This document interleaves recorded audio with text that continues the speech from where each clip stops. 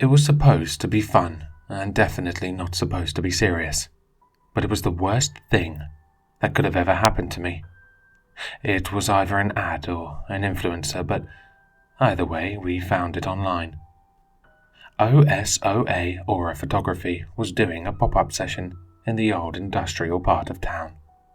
$50 for the specialized Polaroid and a reading session to explain what you were seeing. Well, shit, I'm in, I said to my friend, Sarah, as she poured out a bag of strange sticks onto my coffee table. I don't know. I just think it will be fun. Barry is going to come with. He's usually not into this stuff, but he seems excited, she said, arranging the sticks into a small pile. At the very least, it's a neat little self-portrait. Lord knows I've wasted more than 50 on a piece of shit gallery piece, I laughed. You dated him for 6 months, and he still wouldn't give you a discount. That's fucked, she said, not laughing. Whatever, I'll make the reservations now. They seem to fill up fast, I said as I grabbed my wallet. I found 3 appointments back-to-back for the next day and entered our information. We snagged 3 15-minute spots from 12 to 12:45. This was perfect for a pre-bunch or post-lunch stop at one of the hip spots downtown. It was silly, but for some reason, I was very excited. Sarah had formed the small wood pieces into what looked like strange letters. What the hell are you doing? I asked. Conjuring, she said flippantly. Conjuring what? I don't know yet, she huffed, squinting at her sticks and adjusting their placement. That seems dangerous. She signs up for one psychic reading, and suddenly she's an expert on the occult. She laughed. Wait, it's a psychic thing? I asked, honestly surprised. What did you expect? Science? She laughed, looking at her little wooden sticks. Well, apparently the machine or camera, or whatever, was built and modified with special spectral equipment. That sounds like science to me. Pseudoscience, she muttered. It's still science, I shouted, knowing full well it wasn't. I made my way over to the sink and poured myself a glass of water. My overzealous arguing had scratched up my throat as I downed the glass in one gulp. I heard Sarah yelp from the other room. What the fuck? She shouted. I ran back into the living room to find her standing over her little wood pieces. They were all carefully arranged in perfect geometric shapes, almost like letters. I stood in the room waiting for her to fill me in. Instead, she just stood over the letters, staring at them with deep, heavy breaths. What? I asked. I didn't do that, she said, her words quick and worried. Do what? I asked with a nervous giggle. She backed away from the table as if the dumb little pieces of wood posed some kind of threat. I didn't touch them, they just... She trailed off, her eyes fixed on the table. I walked over to her and put my hand on her back. She winced and turned to me like it was the first time she noticed I was in the room. She looked terrified. They just fucking moved like that, all at once, she said, truly afraid. My throat was dry and I was finding it hard to swallow. I walked over to the table to take a look myself.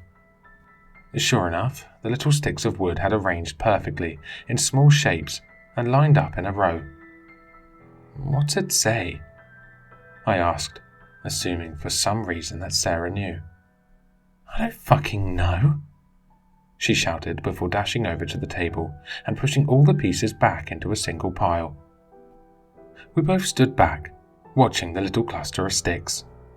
For a moment I thought she was fucking with me, like just making a bad joke or something. I started to feel a little silly and looked at her with a questioning smile. Sarah just kept her eyes focused on the small wooden sticks piled on my coffee table.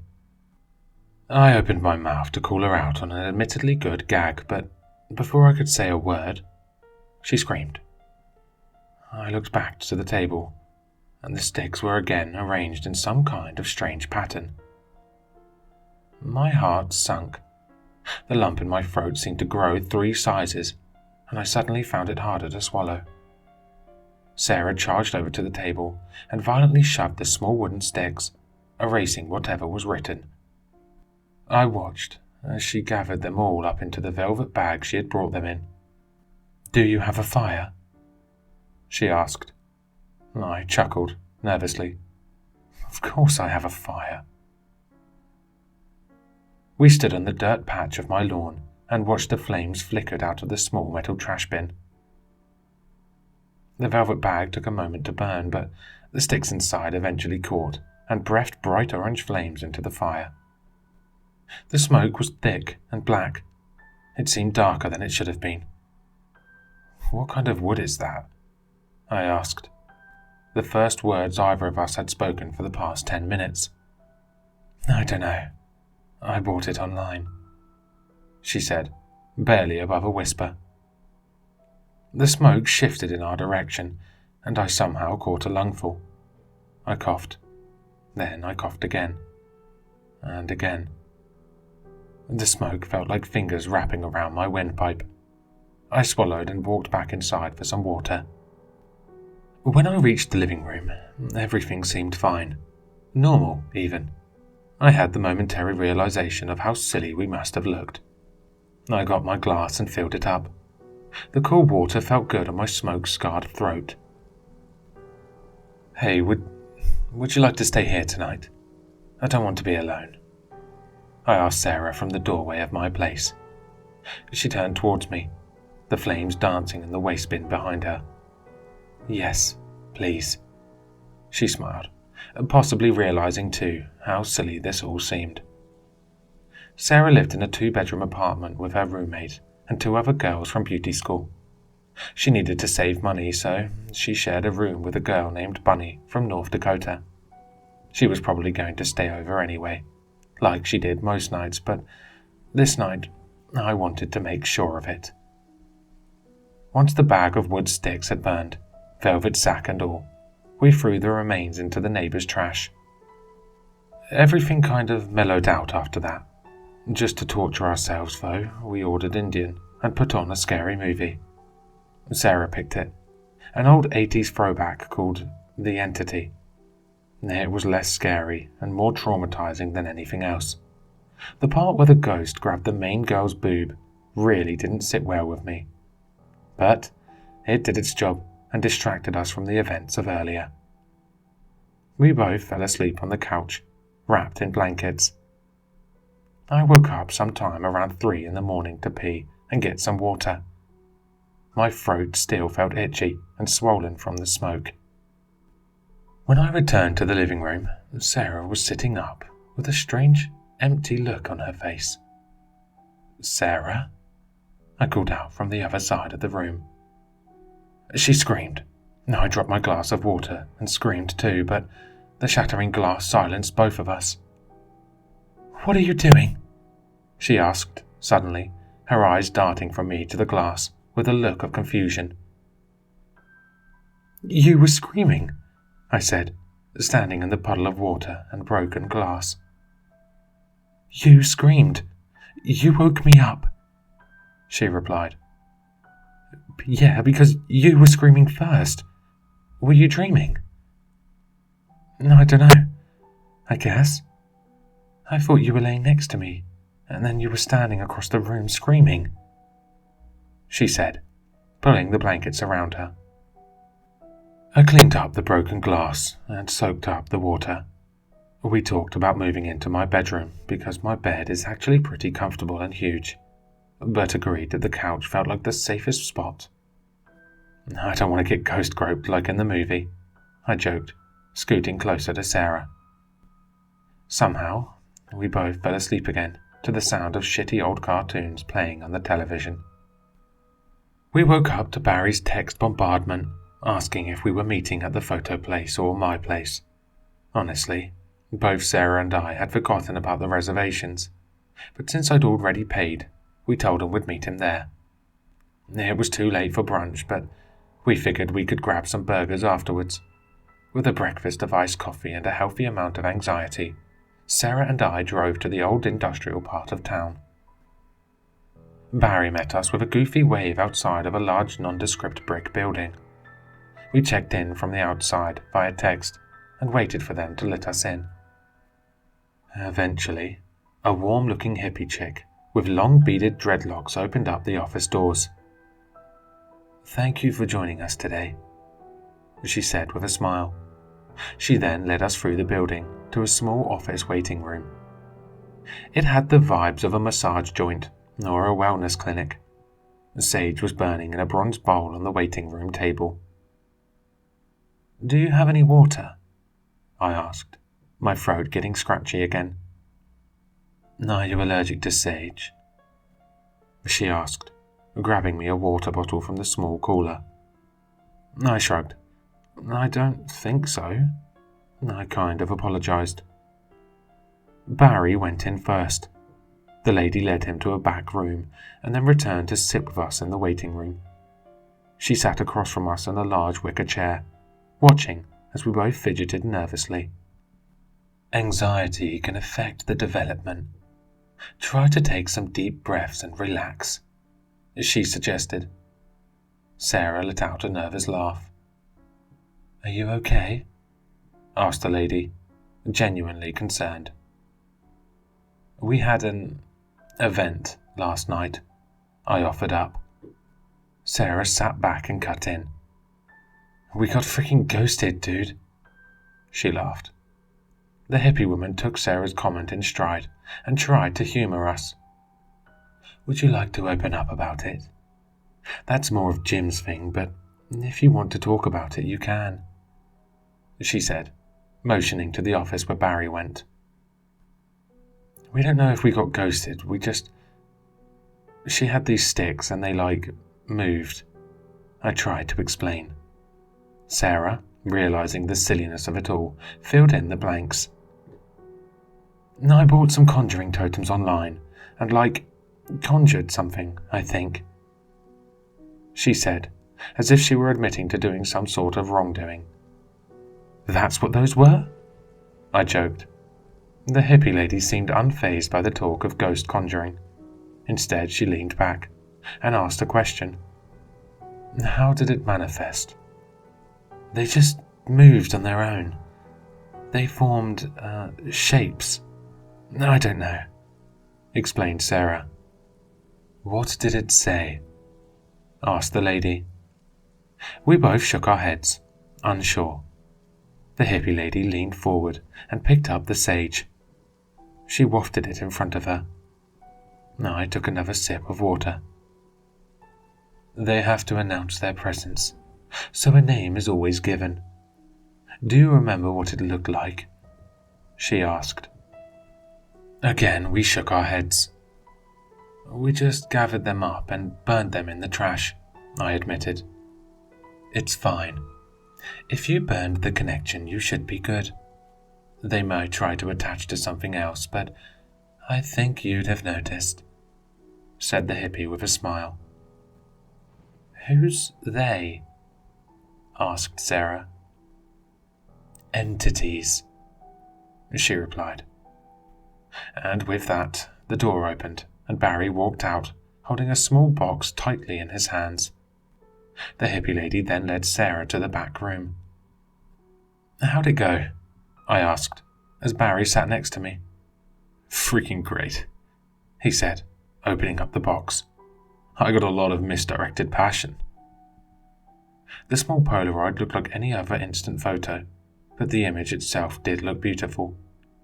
Barry was sitting in front of a black background, smiling as clouds of vivid colors surrounded him in an aura. We waited, mostly in silence. I asked the hippie lady for another water, and while she seemed a tiny bit annoyed, she gave it to me for free. Barry asked her a few questions about where they go and how they operate as a pop-up, but the small talk was otherwise very mundane. Sarah walked out of the room with a wide smile on her face. She had the photo out, waving it like a prize she won at a carnival. "I have a very protective blue aura," she announced, almost bragging. The hippie lady led me back to the session room and introduced me to Jim. He was a thin, bookish man with thick glasses and a bushy mustache. He motioned to a short wooden bench and instructed me to take a seat. He then set a large metal box on my lap with wires running out of various ports. He then took my right hand and slid it into a metal glove-looking device with different coloured wires running from each fingertip. My left hand grasped a strange metal rod with indents for each finger. A funny little crystal was mounted on one end of the rod, while another coil of wires ran from the bottom to the box on my lap. "Okay, sit as still as you can, please," he said, moving behind the camera. I sat there, trying to stay still, but all I could focus on was the tickle in my throat. The uncomfortable feeling of tightness was closing in as I struggled to not cough. Click. There was no flash, but it did feel as if I experienced something when he hit the button. "All right then," he said with a smile and retrieved the photo. He then put it into another box while it developed. He didn't say much as he removed the device from my hand and took the metal rod from me. It wasn't awkward or anything. In fact, it kind of felt professional, if that makes sense. Jim was pleasant, and if I had to guess, his own aura photograph probably reflected that. He felt like the uncle that was too good for your crazy aunt, but he loved her, and you were happy he stuck around for the holidays. After about a minute, Jim retrieved the photograph from the box. "Okay, so I'm going to do my best to interpret the colours and shapes that we captured using this custom bit." He trailed off as he looked at the photo. His face drained of colour as he looked intently at the Polaroid. "What's it say?" I asked, nervously. Jim didn't answer. Instead, he hurried quickly out of the room. He left me sitting on that small bench. It felt weird. I wondered if I screwed up or said the wrong thing. I was starting to worry, and my throat felt as if it was closing up again. I finished the last few drops of water and decided not to wait any longer. I walked out of the room to find Jim huddled close to the hippie lady. They were both speaking in quick, hushed tones. Jim looked up just as I stepped out. He quickly boxed up my photo and handed it to me. "You have to leave. I'm sorry, but there's nothing I can do. You will be refunded in full," he said, strangely worried. "Wait, what?" asked Sarah. "All of you. We'll refund all of you, please, you need to leave, though," he insisted, clearly upset. As he ushered us all out, the hippie lady returned to the waiting room with a feather and another small wood stick emitting a gauzy white smoke.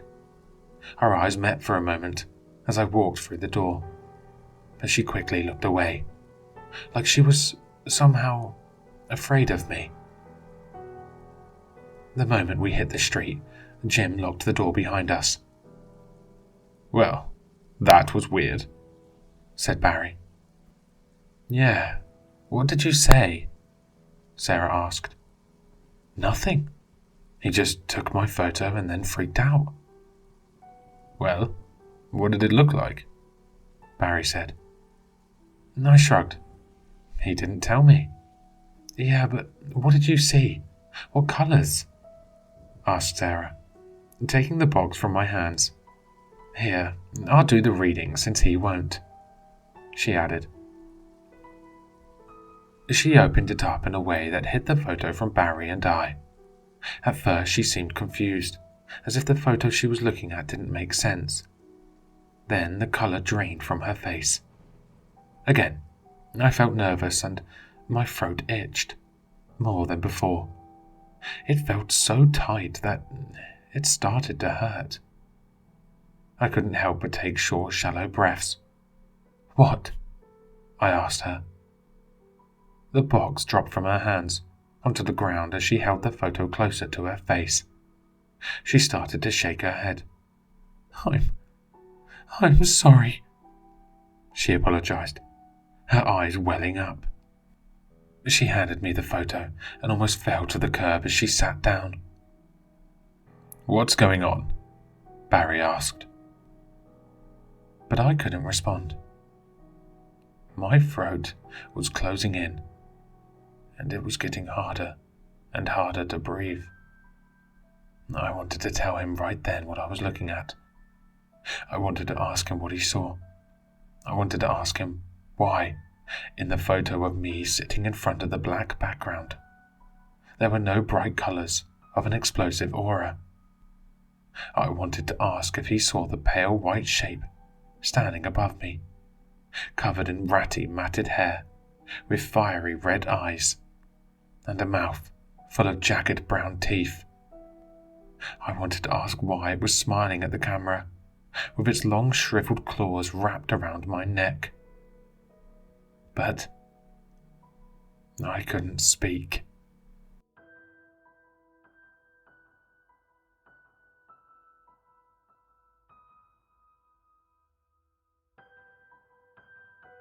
Hello, listeners.